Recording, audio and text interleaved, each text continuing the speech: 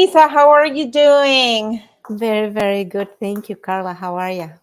Good, good. Thank you. Thank you so much for this live. I am very excited because there are some specific questions that can truly help somebody that doesn't know how to approach these.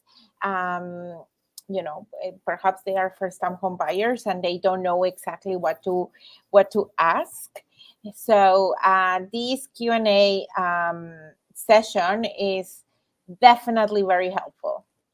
Yes, absolutely. And if you are listening to us, don't forget to subscribe to our YouTube channel so you can receive notifications for the next Q&A session.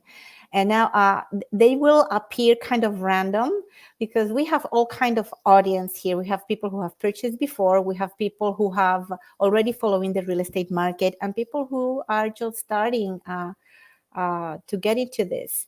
Yes. So we're going to be answering different questions, let's say a different level of understanding. So we can cater all of you.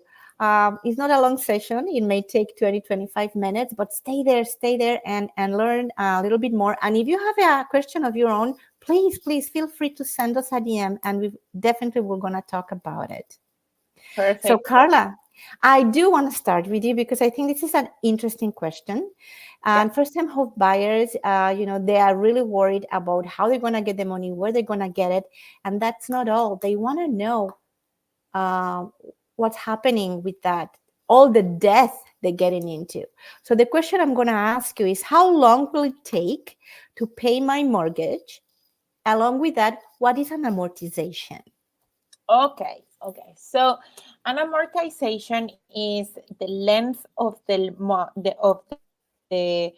loan that you're getting, meaning that if you're putting 20% down, let's say for instance, you are able to extend your amortization all the way to 30 years. And if you put less than 20% down, we are only allowed to do up to 25 years. But do not worry.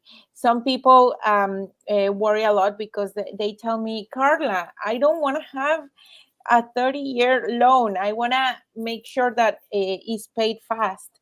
Do not worry because um, how is a structure is that the minimum payment is going to pay the loan in 25, 30 years. But you can always increase your payment to make sure that that amortization is reduced. I always like to share this part because when I got my first mortgage, I actually increased my payment. I used to pay it weekly, and I actually increased my payment $100 every week.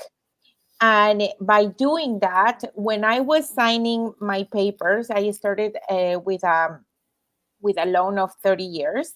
But 5 years later, I was signing a renewal for not 25 years, but for 17 years.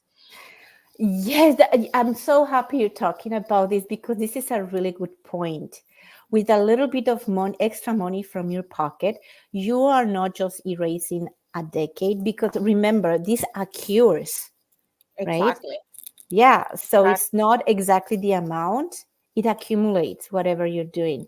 Yeah, Thank you because so much for sharing this. the moment you put extra money, it goes straight to your principal, and it starts to reduce the amount of interest that you are paying.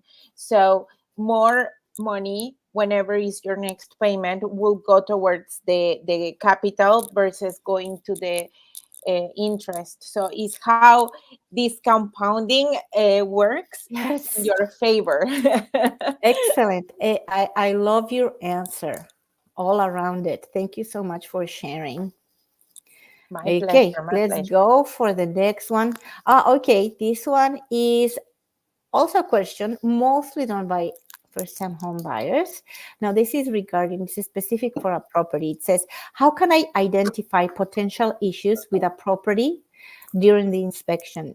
Well, guys, when you're going to buy a property, we want to try to make the contract conditional upon a home inspection. That will give us several business days for us to hire a qualified home inspector. Make sure you review the qualifications. So this person can thoroughly assess the property. They will inspect the structure, electrical and plumbing system, the heating system, the air conditioning system, identify any visible issues, mold, your attic, you name it. And then they will send you a report, and you can review the report directly with them, read it for your really deep understanding. However, right after the inspection, you will know everything about the property because you're going to be shadowing the home inspector and asking this person all kind of questions, so you are really satisfied. After that, you will know very well how much extra you need to invest, because let's clearly not all homes are new. Many resale homes have some issues, and some issues are just aesthetic issues. But it will be all up to you to know if you want to spend extra money in it, or in a buyer's market, if we have the opportunity to go back to the seller and negotiate the offer based on some findings the home inspector may have registered, right? Yes, Yeah. So, I yeah. love I love how you said, check for somebody that is qualified. Here in Canada, we all have a license. We all hold a license, especially the people that are in the industry of real estate. Like Elisa is a licensed real estate agent. I'm a licensed mortgage broker. Just like that, also the inspector has to have a license. And the reason Right. why they do it this way is because they want to make sure that if something goes sour, and they want to make sure that that person is 100% qualified, and they want to know exactly what happens. That's why it's very good for you guys to make sure that this person is qualified. So if because sometimes it's like, oh no, my friend knows about a construction, and I'd rather have my friend Yeah. checking on this home. Yeah, bring your friend along with I am the the home inspector. person, yeah, with the person that has the license, because Yeah. chances are that if your friend didn't catch something, then you are not gonna be able to go back and say like, hey, you didn't tell me this. But with a home inspector, you can actually go back and say like, why Of course. wasn't this disclosed, no? And they have a huge checklist, and they have a protocol they need to comply with. Exactly, And they exactly. have tools that probably your friend doesn't have. Your friend might have a drone to fly it above the house to check on the roof, but probably they don't have an infrared camera, which allows you to look beyond the drywall to see if there's some damages, regarding humidity, or how to read different imperfections in an older structure, right? Of course. And familiar with the area, of course, because there are some areas that are not termite subjective, and others are. Those your Yeah. friend will know that. Thank you for pointing that out. I think that is important. Yes, 100%. Now 100%. back to you. Back to you, Carla. Bring it on, bring it Okay. on. Yes. And I think it's very important, because now that we actually have a higher interest rates, people are struggling to understand what is a mortgage stress test. Okay, so back in 2017, the government decided to start this stress test, which was literally um, a test where the client will have to qualify at whatever the rate was that the bank or the institution was given, plus 2%. So the qualifying payment is much higher than what the client has to pay, meaning that just to put an example, at this particular time we can find rates like 4.89, just as an example. So I am unable to qualify at 4.89%. I have to qualify the client at 4.89% plus 2%. So 6.89% will be my qualifying payment. And before we actually used to complain because like rates were very low, and why not. But now that the rates increased and people are renewing their mortgage at a higher rate, that really help the market to for people not to lose their homes. So in this particular time is when we say thanks God for this as a stress test. So I know many people were hating that when it came into place, but yes, now they when are it grateful, I guess, yes, that it exactly, happened like that. Yeah, exactly. So, so now, now that stress test really helps in case the interest rates decide to go bananas and go up again. So you right. are protected for 2% in addition to Yeah. whatever your rate is at this particular time. Thank you so much for that thorough explanation. Yeah, absolutely. Yes. Okay, next question. Aha. Will we be seeing more offer dates, or we will see offers anytime? Uh, Offer days, as actually that's like when we present an offer day, it's like an auction. So we put a property on the market and we call for an offer day presentation, let's say 7 days after, in average. So you would be having those first 5-7 days to do your due diligence from the financial end, home inspection end, and other issues also with some lawyers depending on the property. And then we can deliver an offer in a closed envelope. Yes, And the offers anytime would be the house goes on the market and we just place an offer right there whenever we saw it. And we can negotiate with conditional clauses, which I love because it will give you a less stressful time to run all that due diligence. Now, your question, we will see more of those or not? Well, right now in the interim, many different neighborhoods are behaving differently. So depending where your interest is in, we can evaluate what's happening there so we can take a specific strategy when we are working in that neighborhood. Okay. correct. Right now, and this question was particularly asked to me by several clients because right now the Bank of Canada dropped 25 points. And people think, oh my God, the market is going to go crazy. We will not be able to buy a home because everybody's going to be offering and bidding over market price.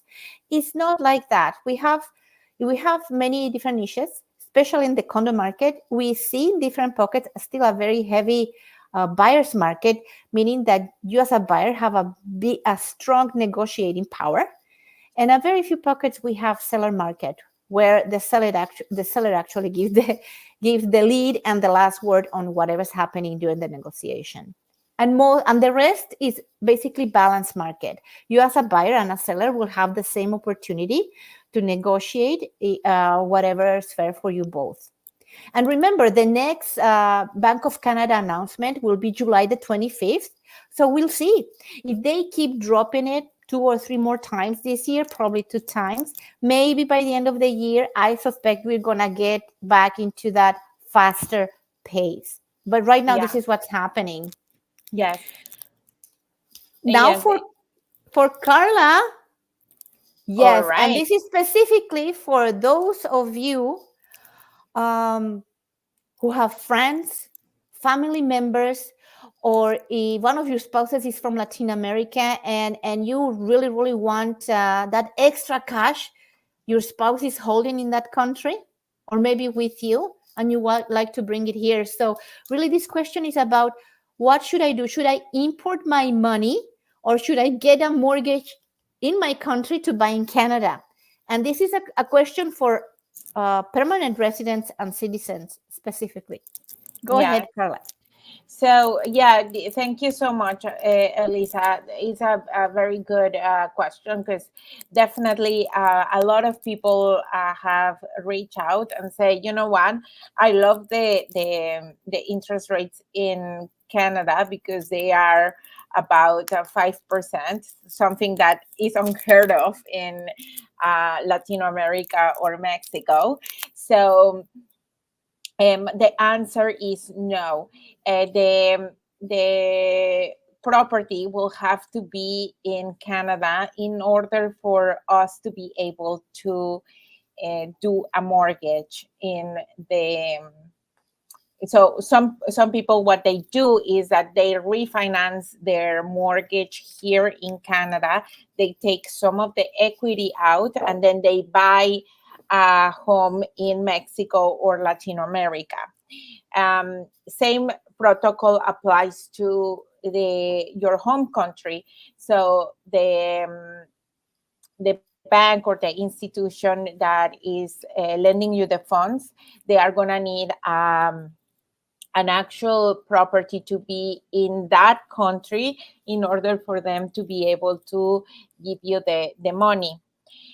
So, with that being said, sometimes also clients ask me, I do have some money in my home country, and I would like to use it to buy a property in Canada. The answer is, as long as that money was in your bank account for the last 90 days, the in your country, and then you transfer it to Canada, and there is, sometimes an additional 90 days here. So then the answer is yes, you are able to use that money. Now, sometimes, more often than not, the clients sell a home or a property back home, and then they want to bring all that money into the country. So for us to be able to use those funds, a few things can happen. One, usually the lenders ask for the purchase and sales agreement from the house that was sold back home, and all the paperwork that happened when they deposit the funds into the account, meaning, sometimes it's between lawyers and stuff like that, and then they just want to see everything.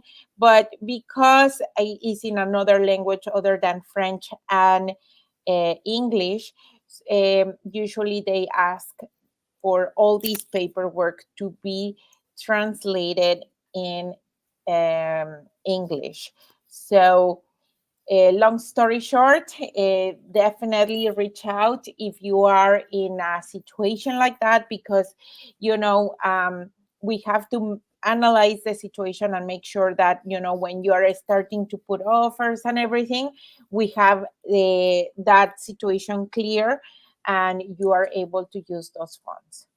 Excellent. Thank you so much, Carla, for sharing this in such detail. This is very, very important for those who are um, handling internationally Yes, any and it's kind not of only funds. for Latin America; it's all over the world, Yes, right? absolutely. Yes, Yeah, yeah. we're just like like mentioning Latin America because we're from Mexico, but I have had people coming from India, or coming from China, or coming from Europe. So it applies to everybody. We have to know where the money was coming from, because we have to comply with the government regulation of anti-money laundering, basically. Yeah, and that is specifically to Canada, not the country who's importing. Yeah, but the host country, in this case Canada, and we have to abide to those regulations.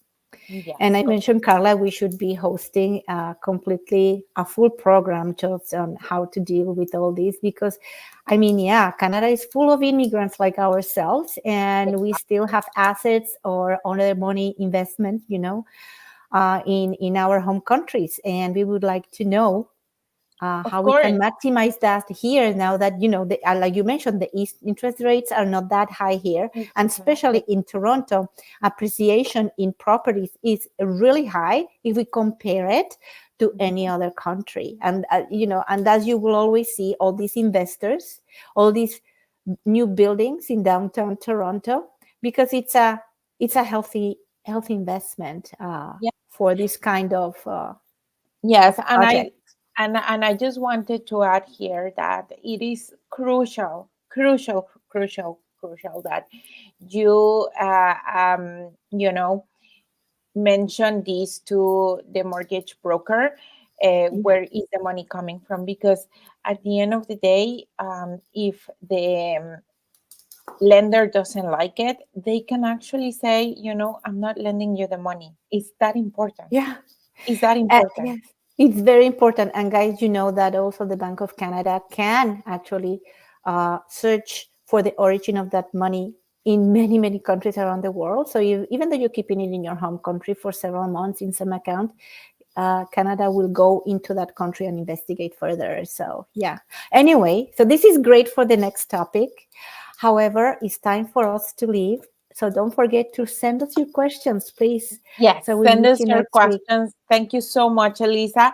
We will continue this next week. Thank you so much. I know I love this dynamic. Bye. Thank you. Bye.